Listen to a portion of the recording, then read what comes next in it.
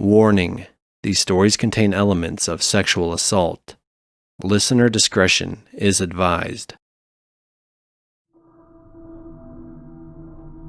About 15 years ago, when I was 22-ish, my best girl and I went out to bars 3 to 4 plus nights a week, and generally met some interesting people and made new friends. There were a few bars that we hit up more than others, and one in particular where we knew the bartender/manager pretty well. We went the week of Halloween, and each night their staff would dress up in a different costume. This was where we came across Ron. He was bouncing at this bar and didn't even catch my eye in the slightest as I gave him my ID to get in. Until a few years ago, I never looked anyone in the face. I have to force myself to do it. My girl and I hung out, drank and danced, met some people, then headed up to the bar to chat with our friend. He asked me what I thought about Ron.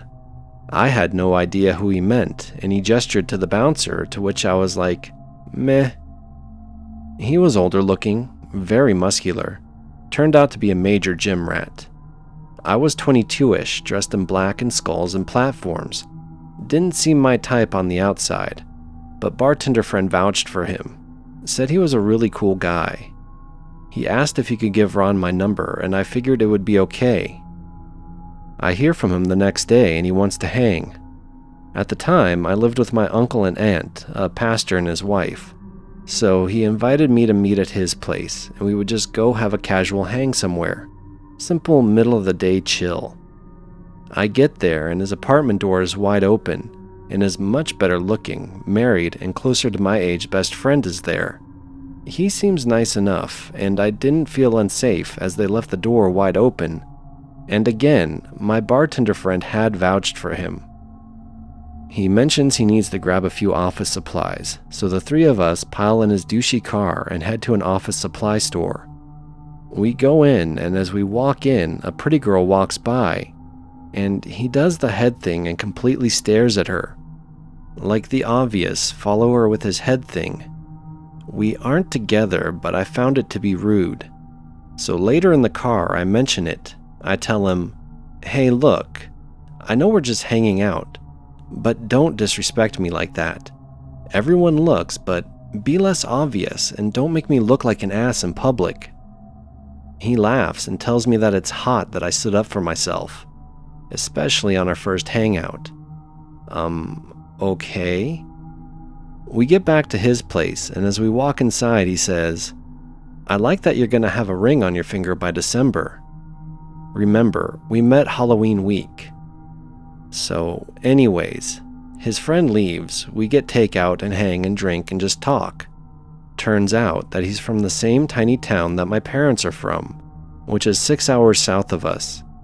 He's a Desert Storm veteran, which made him more than 20 years older than me, and was back in school to finish his degree, worked full-time during the week, and bounced at night and on weekends. Seemed decent. He asks about my tattoos. I have a lot. And we talked about my love of horror and fascination with true crime and serial killers. He seems interested, but says he doesn't know much about them. So I tell him I'll lend him my encyclopedia of serial killers, so it can be like a crash course for him. Maybe a week later, we hang out again, and I bring him the book. We hang multiple times. I even sleep there a few times. One day, we're hanging out and day drinking heavily. He says something to me that felt very much like he was getting way too comfortable too fast. Like telling me to do something. I told him not to speak to me that way and turned to walk away when my head got jerked back. He had grabbed my hair at the base of my neck. I grabbed his hand and he tried to laugh it off and apologize, saying he didn't mean to be that rough and tried to act like it was some sort of foreplay. But I cut that off real quick. I wanted to leave, but was already very buzzed, so I just sat, and he said he was going to do some work. I thought I would just let the buzz wear off, head home, and never talk to this guy again. While I'm sitting and he's working, he suddenly decides to tell me in graphic detail about his favorite serial killer in the book so far and why. I think the way he's talking about it seems off, but again, I'm just waiting out my buzz. He starts working on a sociology assignment that's studying urban legends and such. He plays videos with horrible creepy content and it's creeping me out. I realized later that I felt that way because I didn't feel safe with him. I ask him to wait until I'm gone to play it out loud or put on headphones, and he laughs at me, tells me he can't believe I'm such a poser, tells me, "You have all these tattoos and skulls and really you're scared. You look all goth or punk rock, but you're terrified." He laughs this scary laugh. He's really enjoying that this creeps me out. I don't want to drive, even mildly buzzed. I tell him that his reaction is really scaring me. I love scary things, but I realize this guy is enjoying watching me squirm in a really sick way, and he loves it. His face gets completely serious, and he suddenly tells me that he has his machete under his mattress. He tells me he could make me disappear and nobody would ever find my body. In that moment, my adrenaline hit. I grabbed my bag and ran to my car. He sort of slowly lumbered behind me, laughing at me and telling me not to leave. I am stone cold sober at this point, adrenaline I guess, and start my car. Take off about 2 minutes down the road by the mall and just park and slow my breathing down. I call my girl and just unload. For the next week, he texts and calls me over and over, switching between begging me to give him another chance and berating me, calling me a poser and a fake. I tell our bartender friend, and he can't believe Ron did all those things. He only works with him a few more times and they don't talk. Ron set his sights on someone new, another chick in her early 20s. Her family owns the Vietnamese restaurant in the same strip as the bar. Bartender tells us Ron had just started seeing her, and she ended up pregnant immediately. I asked bartender to warn her or give her my number, but he never saw her again. I hope and pray that she didn't get stuck with Ron, and every time I'm in that area, I pray I don't run into him again. He can keep the encyclopedia. I just hope he hasn't picked up any tips from it. This happened to me when I was 19. I was very stupid and naive back then. I was also very lucky to have my best friend with me, who obviously was much smarter. I had this friend who was much older. I guess he was like 35 or 36. For whatever reason, he liked to hang out with teens and people in their early 20s. I met him through my friends. He was very popular. He had his own apartment, which isn't something many people in their 20s have in my country. So it was very cool to be able to hang out at his. He was athletic, he had a vast collection of music, and always had lots of food and weed. He kinda liked me, or so I thought. We would exchange flirty texts on a daily basis, and it was great. I kinda liked him too. He was a good-looking guy, but I always felt like something was wrong whenever he started to get flirty or whatever. All was right when we were just texting, but in person it just felt weird. He just didn't sit right with me. I don't know why, couldn't pinpoint that feeling to anything about him in particular. I was at his apartment often with my friends, but would never stay alone. Often I went there thinking, okay, this is it. Let's have some fun. With my girlfriends all excited for me too, but would change my mind as soon as he opened the door. One day, my best friend visited me. She normally lives in another country and she isn't from my city or area at all. She has only been here a few times to visit me. That's gonna be important later. Also note that we are both what you could call petite. She knew all about this guy and how I kinda liked him, but wasn't sure, blah blah blah. So of course, as soon as she came, the two of us went to visit him. We were alone at his apartment and they seemed to get along well, so I was calm and happy. We had some pasta that he made and I had some wine. My best friend said she didn't want any, which seemed a little strange, but I didn't ask why. We had a nice afternoon when he suddenly asked if we wanted to go to a party with him. He was going soon and we could go with him. Of course, I said sure. Didn't even ask where to and with whom. I just figured we were going somewhere in the city and I will definitely meet many people I know there. I was really popular back then and had many friends in my mid-sized hometown. No worries at all. Then 2 of his friends, both around his age, came over to pick us up, but as soon as we left his apartment complex, I realized we were going in the wrong direction, leaving the city behind. Only then had I asked where we were going, and they explained that their other friend had a farm far away on the outskirts of town. I had a vague idea where that was. I still wasn't nervous at that point, as I still figured that since it was supposed to be quite a big gathering, surely there will be people I know there.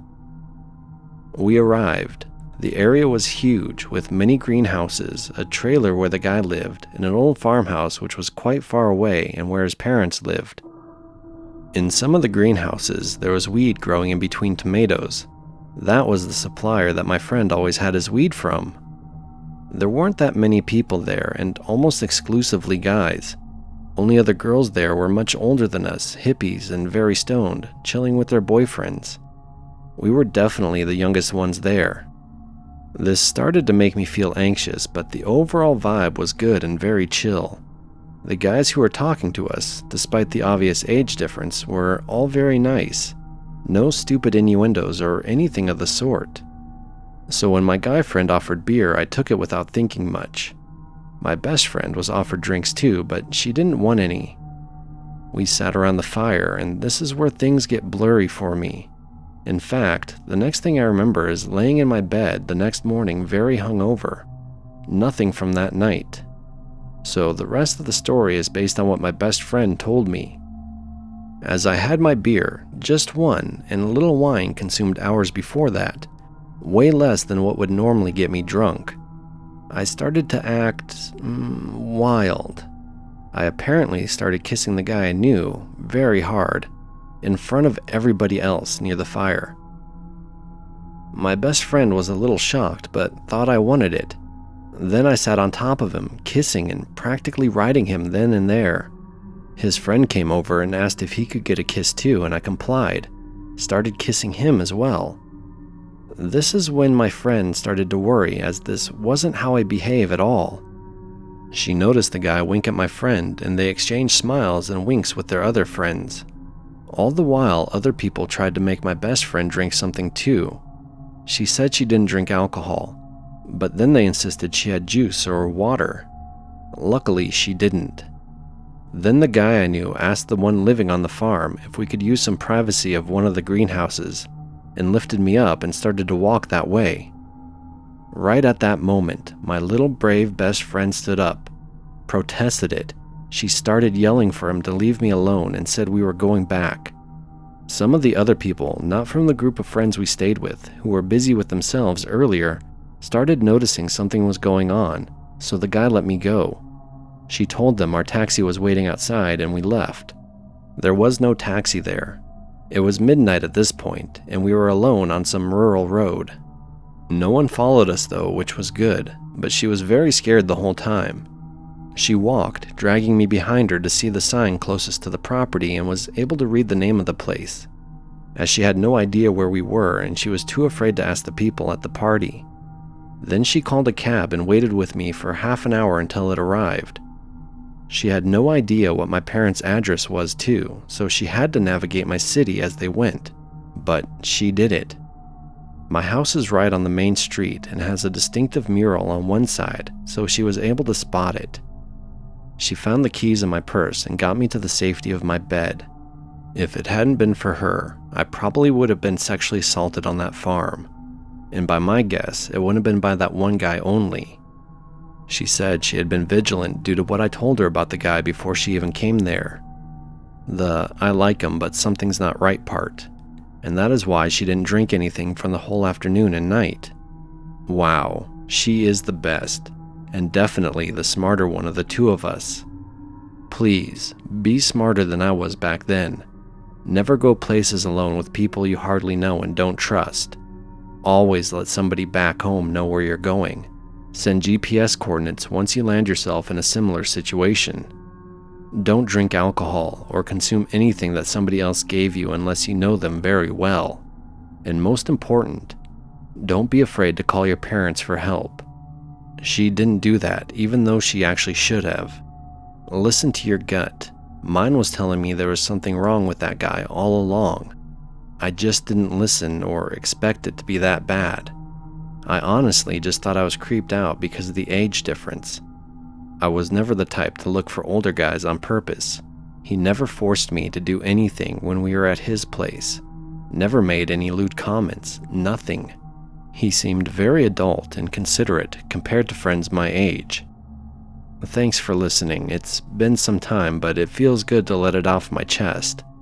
The only person I ever talk to about it is my best friend.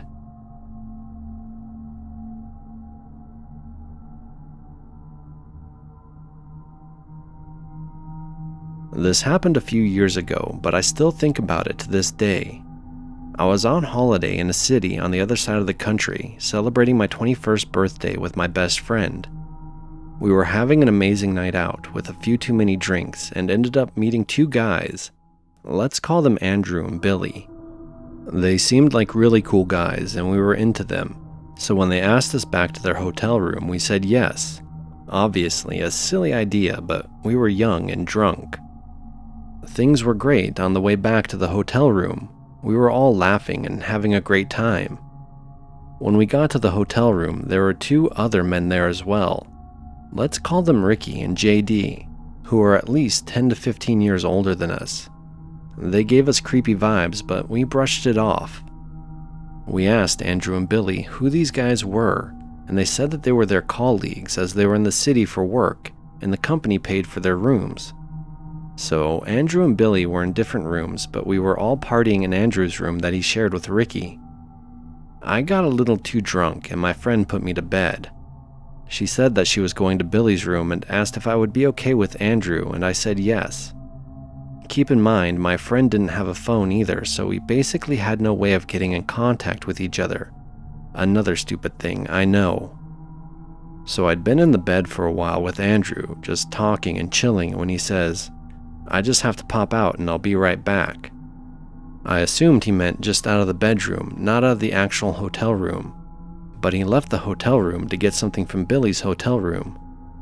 Anyway, I was just watching TV in the bed when the bedroom door opens and I assumed it was Andrew. But my heart sank when it was Ricky, the weird colleague. He walked into the room and sat on the bed.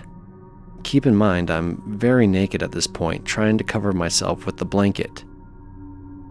He said, "You do realize that everyone has left you alone in here, right? It's just you all alone, and no one is here and no one can hear you," and continued edging closer and closer to me on the bed. At this point, I was completely speechless and absolutely terrified. I was completely frozen in fear and I had no idea what to do. I tried to say something, but nothing came out. He definitely sensed my fear, and for some reason he just got up and left. A sense of relief flooded me and I felt silly for overreacting. That was until I heard JD, the other random colleague, shouting, "Get back in there! What are you doing? This isn't what we discussed. Get back in there and do what you were meant to do. Who cares about that girl? Just get back in there and do what you need to do." I ran to the bathroom and locked myself in because I was so scared, but there was no way out, and the only way out of the hotel room was through the front door, and I had to walk past Ricky and JD to get there. I was just so terrified. I had a million thoughts rushing through my head, and I had no idea what to do, but I knew I had to escape.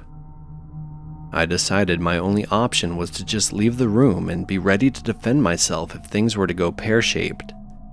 I threw my clothes on and grabbed my shoes.